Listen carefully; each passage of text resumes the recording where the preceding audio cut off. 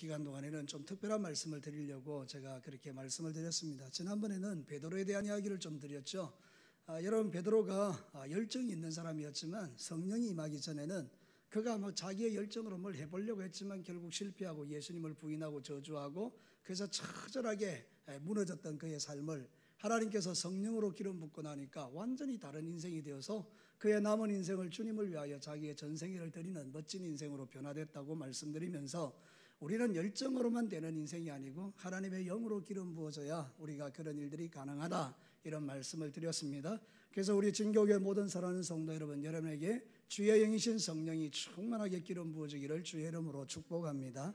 자, 그럼 오늘은 이제 우리에게 생명의 성령의 법으로 말미암아 우리에게 주시는 놀라운 자유에 대한 이야기를 좀 하고 싶습니다. 사랑하는 성도 여러분 신앙생활 하다 보면 저와 똑같은 고민을 할 때가 있을 거예요.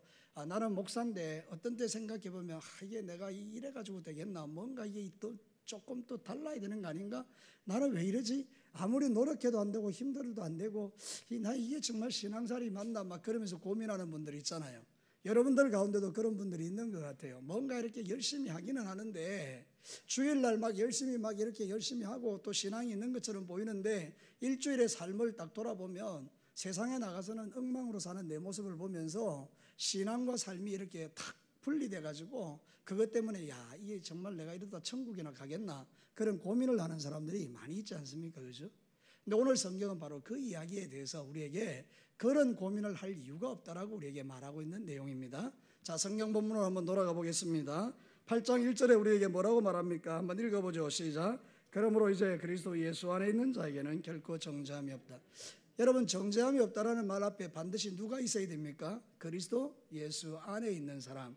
다시 말하면 예수 그리스도를 믿는 모든 사람에게는 결코 정죄함이 없다라고 선언하죠. 왜 그렇습니까? 2절을 한번 같이 읽겠습니다. 시작. 이는 그리스도 예수 안에 있는 생명의 성령의 법이 죄와 사망의 법에서 너를 해방하였습니다. 여러분, 여기 두 가지 법이 나오죠. 생명의 성령의 법과 죄와 사망의 법이 나오죠. 근데 우리는 생명의 성령의 법 아래 있는 사람입니까? 죄와 사망의 법 아래 있는 사람입니까? 예, 생명의 성령의 법 아래 있는 사람이죠. 그러니까 여러분들은 이미 죄와 사망의 법에서 해방된 사람이라고 성경이 말하거든요. 그래서 오늘 이 생명의 성령의 법이라는 주제를 가지고 여러분과 함께 하나님 말씀 나누는데, 첫 번째는 이런 거예요. 생명의 성령의 법은 사망의 법을 이기는 하나님의 법이다. 여러분, 저를 따라서 한번 합시다. 정신 바짝 차리고 한번 들어보십시오. 생명의 성령의 법은 사망의 법을 이기는 하나님의 법이다. 여러분, 법이라는 것은 변하지 않는 거예요. 그 법칙이라는 것은 그대로 존재해야 되죠. 밖에 나가면 신호등 있죠.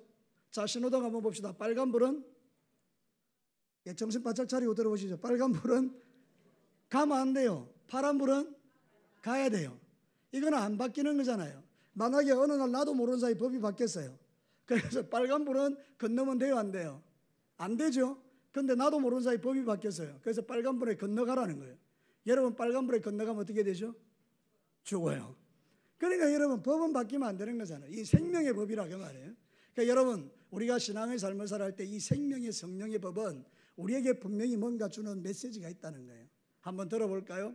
여러분이 만약에 처음에 죄를 지었는지 몰라도 1심 법원에서, 그러니까 지방법원에서 여러분들이 사형 선고를 받았어요.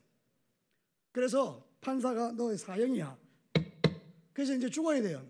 근데 여러분, 내가 이제 2심에 올라가고 3심에 올라갔는데 고등법원에서 이렇게 판결하는 거예요. 너 사형 아니야. 너 무죄야. 사랑하는 성도 여러분, 그러면 이 사람이 이제 법원을 가다가 자기에게 사형 선고를 내린 사람을 만났어요. 여러분, 도망쳐야 돼요? 당당해야 돼요? 왜요? 여러분들이 무죄로 선언받았잖아요. 어디에서? 고등법원에서. 그러니까 여러분, 하위법이 있고 상위법이 있는데 하위법의 선언은 상위법의 그 선언에 따라갈 수가 없다는 이야기예요. 고등법원에서 당신이 무죄라고 했으면 지방법원에서 아무리 사형이라고 선고했다 할지라도 이 사람은 사형을 받습니까? 무죄입니까? 무죄라는 거예요. 하나님이 정해놓은 법이 뭐죠? 생명의 성령의 법. 사망의 법은요, 그보다 밑에 법. 오늘 성경 본문이 뭐라고 말합니까? 예수 그리스도를 믿으면 사망의 법의 지배를 받습니까? 생명의 법의 지배를 받습니까? 그러면 여러분은 삽니까? 죽습니까? 여러분 무죄입니까? 사형수입니까? 그런데 여러분이 무죄임에도 불구하고 마귀에게 벌벌 떨면 됩니까? 안 됩니까? 아이고 저 마귀를 만나면 내 벌벌 떨고 나 죽을지도 몰라, 지옥 갈지도 몰라, 이런 생각을 해야 됩니까? 하지 말아야 됩니까? 하지 말라는 거예요. 여러분의 행위하고는 아무 상관없어요. 하나님이 여러분을 뭐로 선언한 거예요? 너는 무죄다. 누구 안에 있으면? 예수 안에 있으면. 사랑하는 성도 여러분, 이게 우리를 지키는 법이라는 거예요. 그러니까 여러분의 스스로 생각이 뭔가 행위를 통해서 내 자신을 보니 만족이 안 돼서 이래가 내가 천국에 가겠나, 그런 누구 생각입니까? 내 생각입니다. 하나님의 생각은요, 여러분의 행위가 그렇다 할지라도 하나님은 예수님을 통해서 여러분을 이미 용서하셨습니까? 하지 않았습니까? 용서하신 거예요. 그게 바로 생명의 성령의 법이라는 거예요. 여러분, 이 세상에는 법칙이 있습니다. 만유인력의 법칙이라고. 우리 학생들, 만유인력의 법칙 누가 만들었지? 누가 발견했지? 뉴턴이 만들었지, 그지? 뉴턴이 발견했지. 사과가 떨어지는 거 보고. 여러분, 지구는 동그랗지 않습니까? 그죠? 옛날엔 지구가 동그랗다고 생각 안 했어요. 왜냐하면 네모라고 생각했어요. 왜 그런가 하면, 여러분이 동그라면 위에 있는 사람은 떨어집니까? 안 떨어집니까? 안 떨어지죠. 그럼 밑에 있는 사람은 거꾸로 매달려 있죠. 그럼 떨어져야 되잖아요. 그러니까 안 떨어진단 말이죠. 이유가 뭘까요? 모든 세상의 것들은 지구 중심에서 끌어당기는 법이 있다는 거예요. 그걸 뭐라 한다고요? 만유인력의 법칙이라고. 그래서 지구 동그란 거에 밑에 있는 사람들도 추락하지 않고 붙어 있는 거예요, 땅에. 만약에 만유인력의 법칙이 작용 안 되면 사람들은 어떻게 됩니까? 다 떨어집니다. 그래서 다 죽습니다. 그죠? 근데 하나님께서 지구에다가 만유인력의 법칙을 만들어서 끌어당기기 위해서 여러분이 떨어지지 않도록 만들었다는 거예요. 그거를 뉴턴이 발견했는데, 여러분, 뉴턴이 신기한 게 하나 있는 거예요. 모든 게 다 잡아 당기면 새는 어떻게 됩니까? 하늘에 날다가 떨어져야 되죠. 근데 여러분, 새가 떨어집니까? 안 떨어집니까? 안 떨어지죠. 왜 안 떨어집니까? 그 법칙은 만유인력의 법칙에 작용이 안 되는 거예요. 왜 그렇죠? 하나님께서 새에게 하나님의 법을 주셨기 때문이에요. 너는 만유인력의 법칙에 적용을 받지 않고 너는 하늘나라를 마음껏 따라다닐 수 있다. 그래서 새는 자유롭게 하늘을 날아다니는 거예요. 하나님의 법칙이 우위에 있다는 겁니다. 이게 우리에게 어떤 의미가 있죠? 여러분이 예수 그리스도를 믿는 믿음을 가지고 삶을 살아갈 때 여러분이 세상의 법칙의 지배를 받으면 여러분은 다 죄인인 거예요. 그래서 지옥 갈 수밖에 없는 내 모습을 여러분이 보게 되는 거예요.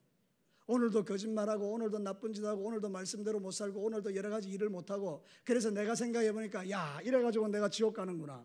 근데 여러분, 하나님이 뭐라고 말한다고요? 너는 그 법칙의 지배를 받는 사람이 아니야. 너는 나의 법칙의 지배를 받는 사람이야.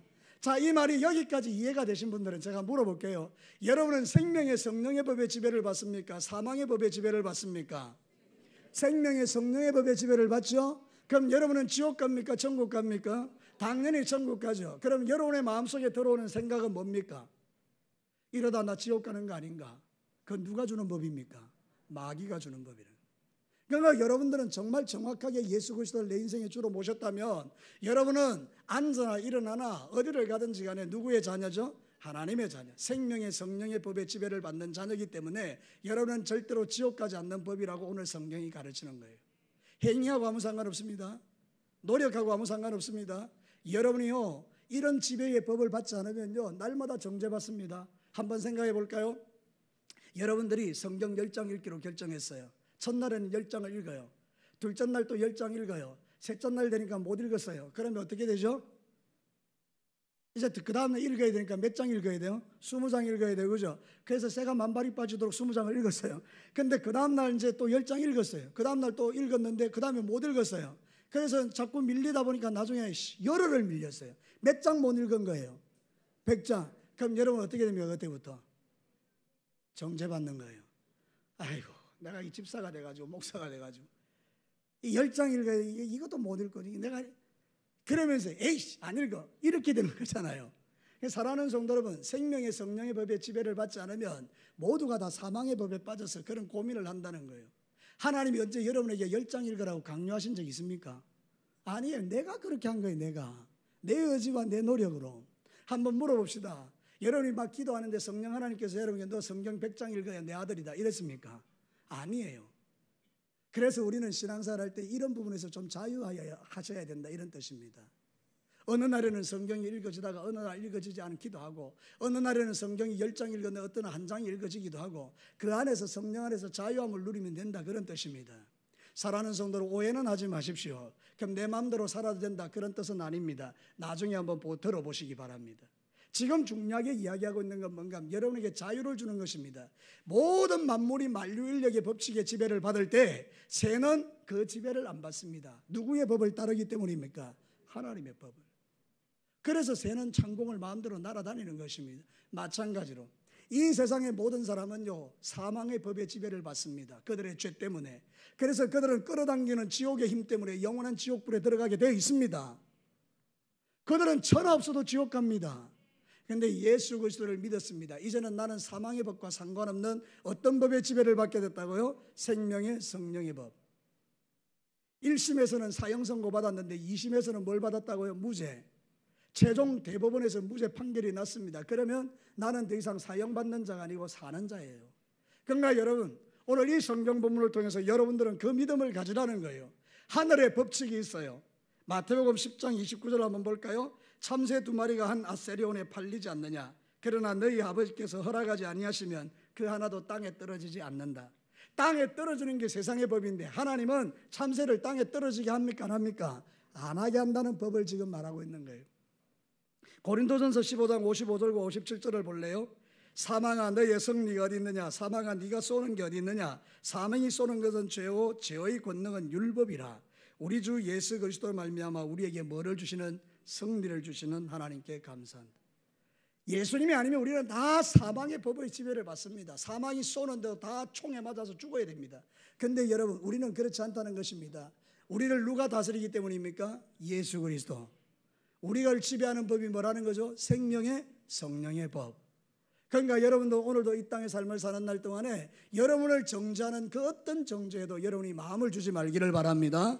그래서 만약에 여러분들이 뭐 성경을 못 읽어서 기도를 못해서 전도를 못해서 뭘 못해서 네가 집사도 아니고 목사도 아니고 장로도 아니고 권사도 아니고 네가 뭐도 아니고 뭐도 아니라고 사단이 우리에게 정죄할 때, 물론 그 연약한 부분에 대해서 우리가 하나님 앞에 나가야 되는 것은 있지만, 그러나 그것 때문에 정죄받으시면 여러분은 믿음이 무너지는 것입니다. 그리고 여러분이 영적으로 깔아앉아 버리는 것입니다. 그리고 여러분은 그 정죄에 빠져서 허덕이는 것입니다. 그러나 하나님은 그렇게 원하지 않습니다. 하나님이 이미 여러분을 죄와 사망의 법이 아닌 생명의 성령의 법에 두신 줄로 믿습니다. 그러므로 정죄는 쫓아내셔야 합니다. 죄책감은 쫓아내셔야 합니다. 절대로 정죄감에 사로잡히면 안 됩니다. 죄책감에 사로잡히면 안 됩니다. 왜요? 여러분이 누구의 법 아래 있는 사람이니까? 생명의 성령의 법. 믿으시면 아멘요. 그럼 이제부터 여러분들이 정죄받으시면 안 된다는 게 믿어지십니까? 여러분이 비록 그렇게 못 산다 할지라도 그 못 사는 것 때문에 정죄받으시면 안 됩니다. 그래서 하나님 앞에 하나님, 사단이 자꾸 나를 정죄합니다. 하나님, 그래서 나는 성령의 법 아래 사는 사람으로서 이런 정죄를 받지 않겠습니다라고 말하는 게 두 번째 주제입니다. 사랑하는 성도는 두 번째 주제가 뭔지 아십니까? 생명의 성령의 법을 따르는 자에게는 힘 빼기가 필요하다는 거예요. 저를 따라서 합시다. 생명의 성령의 법을 따르는 자는 힘 빼는 게 필요하다. 사랑하는 성도 여러분, 우리가 오해하는 게 있어요. 하나님 앞에 뭔가를 행함으로 말미암아 내가 뭔가 조금 잘났고 뭔가 행함으로 말미암아 내가 대단한 줄 알게 되는 거예요. 그럼 만약에 행하지 못하면 나는 별 볼 일 없는 존재인 것처럼 생각하는 거예요. 그래서 여러분의 삶이 어디에 초점이 있는가 하면 행함에 있는 거잖아요. 잘하면 내가 예수 잘 믿는 거고, 못하면 예수 못 믿는 거고. 그러니까 여러분이 어떤 생각을 갖습니까? 더 잘해야 된다는 생각이 들어가게 되겠죠. 그러면 어떻게 합니까? 막 노력하겠죠. 애를 쓰겠죠. 힘을 들이겠죠. 그러니까 여러분 그대로 됩니까? 안 됩니까? 힘을 쓰면 쓸수록, 애를 쓰면 쓸수록 여러분들은 죄를 짓습니까? 안 짓습니까? 자, 여러분 한번 물어볼게요. 정신을 바짝 차리고 들어보십시오. 여러분이 힘쓰고 애쓰면 죄를 안 짓습니까? 죄를 짓습니까? 죄를 짓습니다. 그러면 힘쓰고도 애쓰고도 죄를 지으면 여러분의 마음속에 뭐가 들어옵니까? 아하, 나는 안 되는구나. 나는 애초부터 내가 구원받기 틀렸구나. 나는 애초부터 내가 이런 사람이 아니구나. 그래서 하나님에게 멀어지게 되는 거예요. 그런데 생명의 성령의 법은 그렇게 말하는 게 아니에요. 생명의 성령의 법은 나가 빠지고 나의 힘이 빠지고 내 안에 성령님이 들어오시는 거예요. 그래서 성령님이 그 일을 하게 하시는 거예요. 사랑하는 성도 여러분, 한번 생각해 봅시다. 엘리베이터 있죠, 그죠? 여러분 우리 교회 엘리베이터 타지 않습니까? 단추 눌리고 타면 여러분 타고 난 다음에 어떻게 합니까? 그 엘리베이터 안에서 가만히 있죠. 그러면 몇 층까지 데려다 줍니까? 3층까지 데려다 줍니다. 근데 어떤 사람이 이렇게 말하는 것입니다. 엘리베이터를 탄 다음에 야 걸어가야지. 엘리베이터 안에서 계속 걷는 겁니다. 그리고 3층이 딱 열렸습니다. 내렸습니다. 여러분 어떤 일입니까 이게? 그 엘리베이터를 보면서 내가 걸어왔다? 이거 바보입니까? 똑똑한 사람입니까? 어떻게 알았습니까? 이거 바보잖아요. 그러니까 사랑하는 성도는 무슨 이야기인가 하면 신앙생활 우리가 바보같이 할 때가 많다는 거예요. 내가 노력하고 내가 애를 쓰고 내가 뭔가를 하고 막 그러려는 사람들이 많다는 거예요. 여러분 신앙생활은 노력으로 되는 게 아닙니다. 노력으로 신앙생활하는 것을 종교라고 합니다. 가서 빌고 애쓰고 노력하고 근데 아닙니다. 진정한 신앙은 성령님이 내 안에 계시는 겁니다. 여러분이 할 일은 다른 게 없습니다. 성령님을 여러분 안에 모시고 성령님이 여러분을 끌고 가도록 하시는 것 외에는 답이 없습니다. 그럼 여러분 어떻게 합니까? 성령님 어떻게 할까요? 물어야 합니다. 그럼 성령님이 이렇게 말하겠죠. 너 가서 술 한잔 해. 이 성령님이 악령입니까? 성령님 아니잖아요. 그럼 성령님은 나한테 뭐라고 말하겠습니까? 내가 어떻게 해야 되겠습니까? 사랑하더라. 네가 그런 죄를 지으면 내가 좀 마음이 불편하다. 네 아나? 아 그렇습니까? 그럼 성령님 어떻게 해야 됩니까? 그거 안 하면 좋겠다. 근데 성령님 제가 능력이 없습니다. 아 그래? 그럼 내가 그걸 이길 수 있는 능력을 나한테 줄게.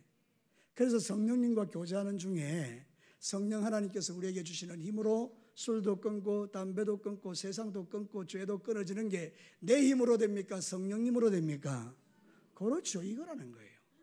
여러분이 죄를 끊으려고 하면 할수록 죄는 안 끊어지고 죄책감만 우리에게 들어오지만 성령 하나님이 여러분을 다스리고 지배하고 통제하면 성령 하나님의 능력으로 이 모든 것들이 다 해결되더라는 것입니다. 그게 생명의 성령의 법이기 때문에 여러분들은 힘을 빼셔야 됩니다. 무슨 힘을요? 내 의지로 뭔가 하려는 힘을 빼야 됩니다. 예를 들어서 성령님 제가 이제부터 30일 동안 기도하겠습니다. 성령님은 그렇게 말한 적이 없는데 내가 그러는 거예요. 그래서 30일 동안 내가 기도해서 능력 받아가지고 내가 주의 일을 하겠습니다. 그래서 막 기도했는데 하루는 되는데 이틀도 되는데 3일째부터는 괜히 하기 싫은 거예요. 자기 힘으로 하니까. 그러니까 이제 형식적으로 하는 거예요. 그래서 한 10일쯤 하다가 에이씨 이번에는 내가 잘못됐어. 내년부터 다시 해야지. 그것도 내년에 하는 거예요. 이게 다 내 힘인 거예요. 근데 여러분 기도하는 것입니다. 성령님 어떻게 할까요? 성령님이 말하는 거예요. 나는 네가 30일 동안 내 앞에 머물렀으면 좋겠다. 누가 이야기한 겁니까? 성령 하나님이죠. 그럼 나는 순종하면 되잖아요. 그죠? 그래서 성령 하나님 주신 대로 하나님 나는 그렇게 할 능력이 없는데 시간 주시고 기회 주시고 물질 주시고 그걸 감당할 수 있도록 하나님 도와주십시오. 그럴 때 30일 동안 하나님 주시는 은혜 속에서 그 일을 잘 감당할 수 있죠.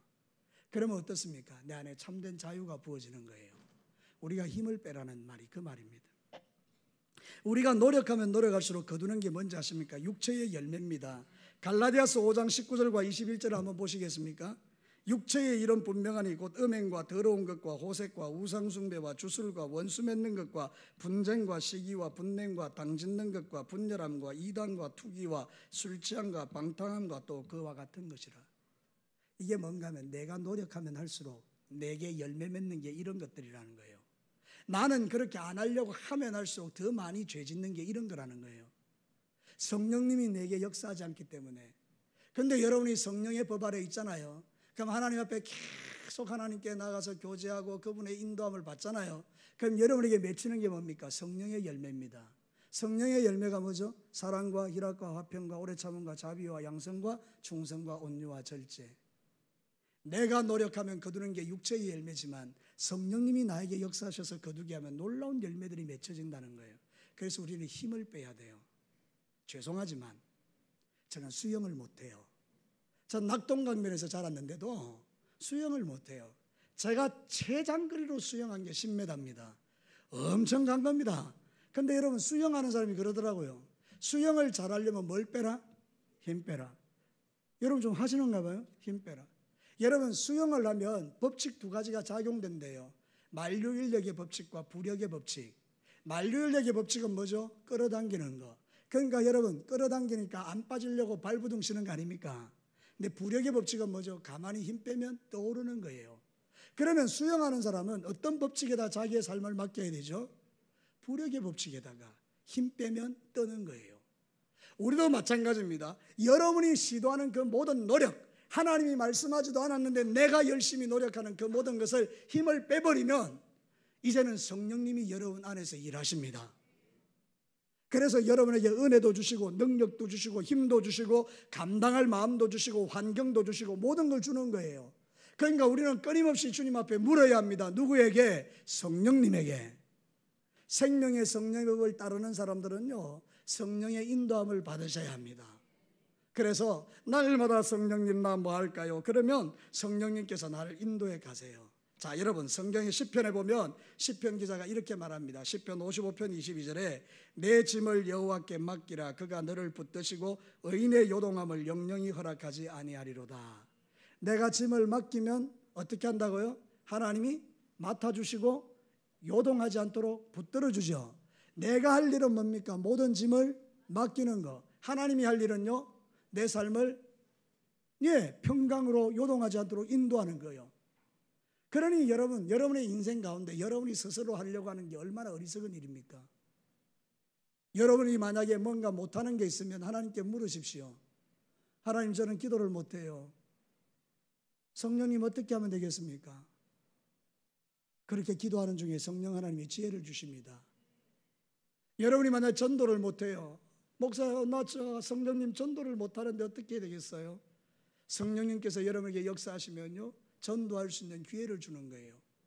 놀라운 거는 내가 인간적으로 막 이야기해도 예수 안 믿는 사람들이 있습니다. 근데 내가 별 이야기도 안 했습니다. 교회 한번 갈래? 그랬더니 따라오는 겁니다. 왜 이런 일들이 가능하죠? 내 인간의 노력과 의지로는 안 되는 일들이 성령님이 작용하시면 되는 일들이 된다는 거예요. 그러니까 여러분들이 늘 누구를 찾아야 합니까? 성령님을 찾으셔야 합니다. 성령님을 뭐라 그러죠? 보혜사라고 합니다. 보혜사의 뜻이 뭐죠? 도와주시는 분. 여러분이 슬플 때 위로해 주시고, 여러분이 낙심될 때 일으켜 주시고, 여러분이 정말로 병들 때 고쳐 주시고, 여러분이 정말로 가슴이 찢어지는 그런 아픈 상황이 있을 때에 성령님이 나를 포근히 안아주시는 이 일을 하는 분이 보혜사라는 거예요. 그러니까 여러분은 여러분 스스로 뭐를 하려고 하지 말고 성령님에게 의지하고 성령님에게 물어보고 성령님을 붙들고 성령님을 환영하고 성령님이 여러분 안에 들어오도록 역사할 때 하나님이 그 일을 하시면 쉬워지는 거예요. 여러분, 이 말이 좀 이해가 돼서 여러분의 삶 가운데 이제는 힘을 좀 빼시기를 축복합니다. 여러분이 뭔가 의지로 노력으로 뭔가 하려고 하지 말고 하나님께 물어서 성령 하나님이 뭔가 이렇게 내 마음에 감동 주시면 실천하면 되는 거예요. 어떤 분은요, 돈이 많은 분들은 기도를 다 했더니 하나님께서 교회 안에 가난한 자를 보여주시는 거예요. 그럼 우리가 갖다 드리면 돼요. 그러면 성령님이 그 일을 행하게 하셨기 때문에 영광도 성령님이 받으세요. 그리고 그 일에 대해서도 복을 성령님이 우리에게 부어주세요. 근데 내가 하는 거예요. 이제 내가 도와줘야지. 그래서 내가 도와주면 안 알아주면 어떻게 되죠? 서운한 거예요. 내가 했기 때문에. 신앙생활은 내가 하는 게 아니고 성령님이 나 안에서 하는 거예요. 그래서 저도 이 사실을 깨닫고 나니까 많이 자유해졌어요. 내 실력으로는 안 된다. 저는요, 솔직히 말하지만요, 제 믿음의 실력으로는 제가 여러분을 사랑할 능력이 요만큼도 없습니다. 사랑하려고 애를 써도 안 됩니다. 흉내는 낼 수 있겠습니다. 근데 진심은 아닐 수 있겠습니다. 근데 여러분, 성령님이 제 안에 충만하게 임하시니까요, 사랑이 저절로 되는 거 있죠. 힘들지가 않은 거 있죠. 용서도 잘 되고 이해도 잘 되고 긍휼히 여기는 마음도 일어나고 성령의 열매들이 저절로 내 안에서 일어나는 거 있죠.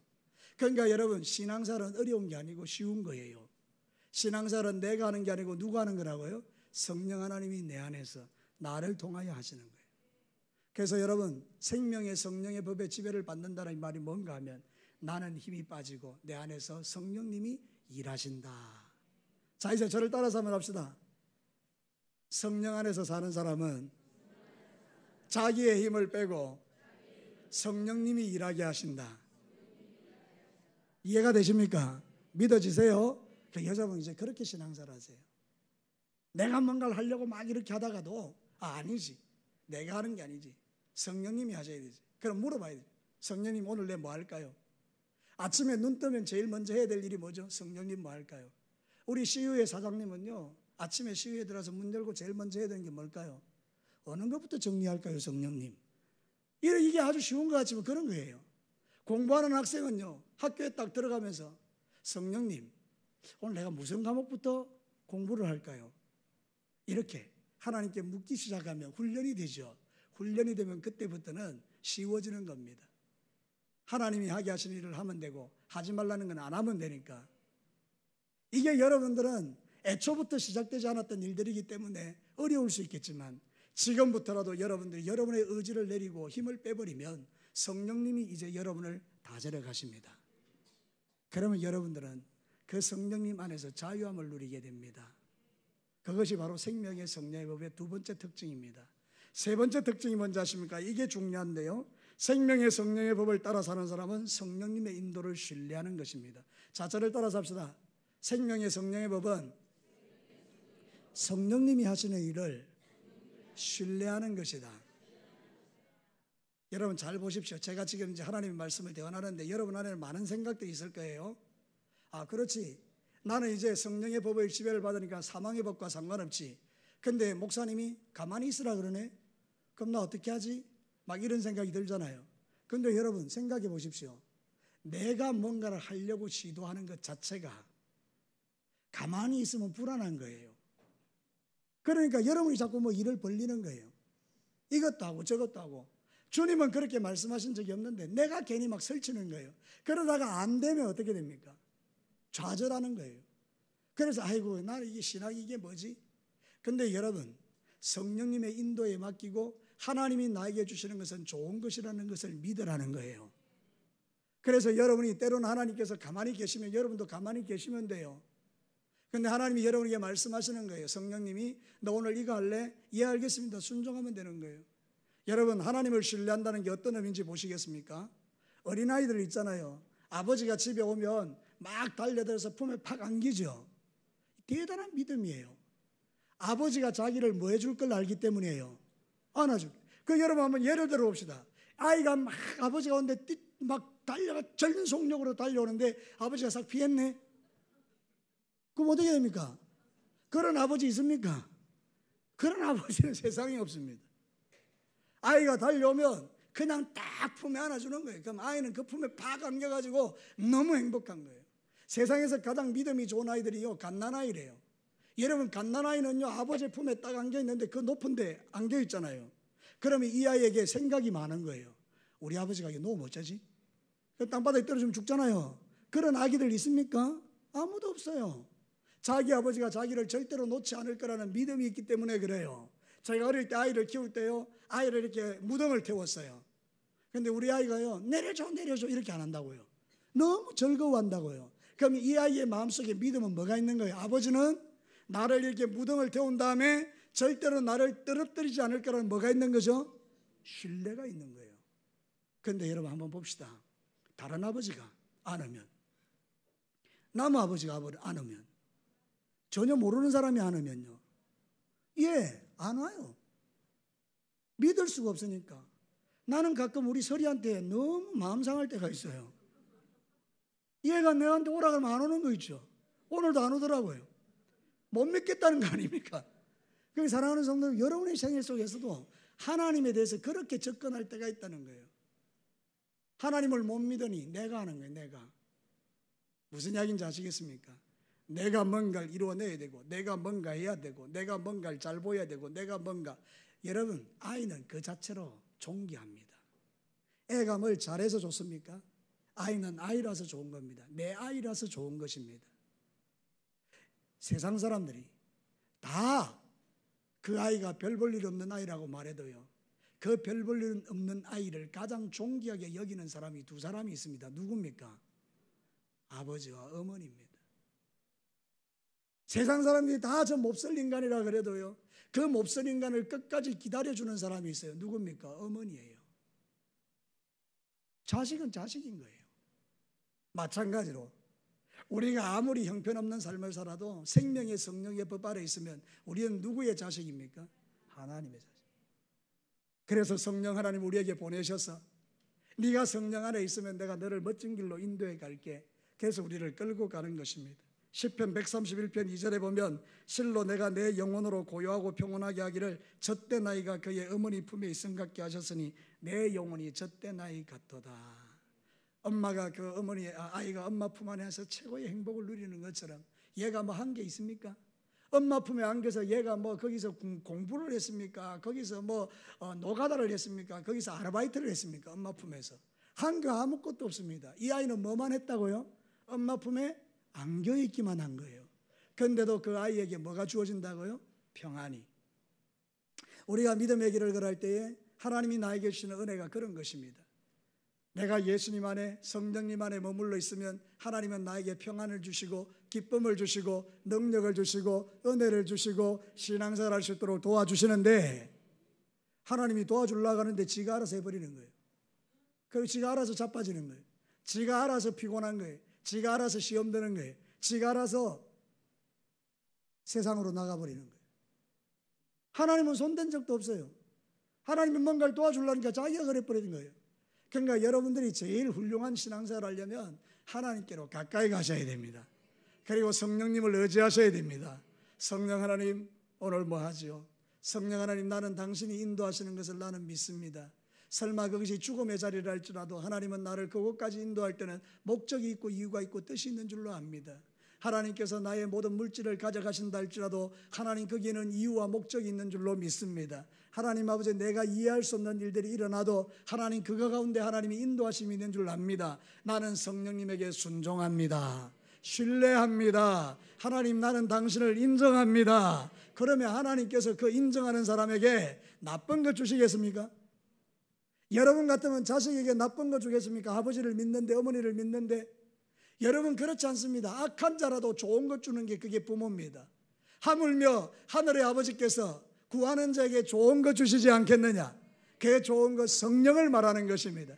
그러므로 사랑하는 우리 성도 여러분 성령 안에서 믿음의 길을 걸어가시면 돼요. 그래서 이렇게 말합니다. 로마서 8장 14절에 무릇 하나님의 영으로 인도함을 받는 사람은 곧 하나님의 아들이라. 여러분 어려운 이야기 같지만 하나도 어렵지 않습니다. 우리가 그동안 너무 복잡하고 어렵게 만들어 놓은 것입니다. 결론을 내려보면 이런 것입니다. 생명의 성령의 법은요 사망의 법을 뛰어넘는 법입니다. 사망의 법은 우리를 사형수라고 말했지만 생명의 성령의 법은 무죄라고 했기 때문에 우리는 이제 더 이상 사망의 법에 눈길 줄 필요조차도 없습니다. 그거를 두려워할 필요조차 없습니다. 여러분의 행위하고 아무 상관없습니다. 누가 여러분을 무죄라고 말한 것입니까? 생명의 성령의 법이신 성령 하나님이 예수님이 우리 하나님이 여러분을 무죄라고 말한 줄로 믿습니다. 그러면 여러분 이제는 어떻게 해야 됩니까? 힘을 빼셔야 하는 것입니다. 여러분이 뭔가 하나님께 잘 보이려고 이리 뛰고 저리 뛰고 이리 노력하고 저렇게 노력하지 말고 여러분은 이제 뭐 하시라는 거죠? 성령님을 여러분 안에 환영해서 모셔드리고 늘 그분에게 물어서 일을 하라는 거예요. 아침에 눈 뜨면 성령 하나님 오늘 하루를 어떻게 살아갈까요? 성령 하나님 오늘 내가 이 사람 만나는데 무슨 말을 해야 될까요? 성령 하나님 오늘 내가 우리 남편과 싸웠는데 그 남편과 싸우는 과정 속에서 내 마음이 많이 상처를 받았습니다. 성령 하나님 이 상처를 어떻게 할까요? 모든 삶의 영역 속에서 성령 하나님을 물어보면 하나님께서 여러분의 삶 가운데 개입하셔서 가장 좋은 길로 인도해 가십니다. 그래서 세상에서 가장 안전한 것은 뭔가 하면 성령님의 인도를 받는 것입니다.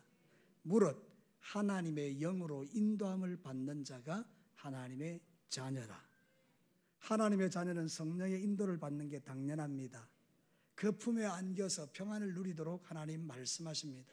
그러니까 이제는 여러분의 의지와 노력으로 뭔가를 하려고 뛰지 마시고 잠시 멈추어 서서 성령 하나님께 물으십시오. 하나님 어떻게 할까요? 그때 하나님께서 여러분에게 말씀을 통해서 또는 여러분의 귀에 들려주는 세미한 음성을 통해서 마음의 감동을 통해서 하나님이 필요한 것을 여러분에게 말씀해 주실 겁니다. 그럼 그 말씀에 따라 순종하여 살아가면 되는 것입니다. 앞으로 여러분의 삶에 사망의 법이 아닌 생명의 성령의 법이 여러분을 끌고 가시기를 주님의 이름으로 축복합니다. 같이 한번 기도합시다. 이렇게 한번 기도해 보죠. 하나님,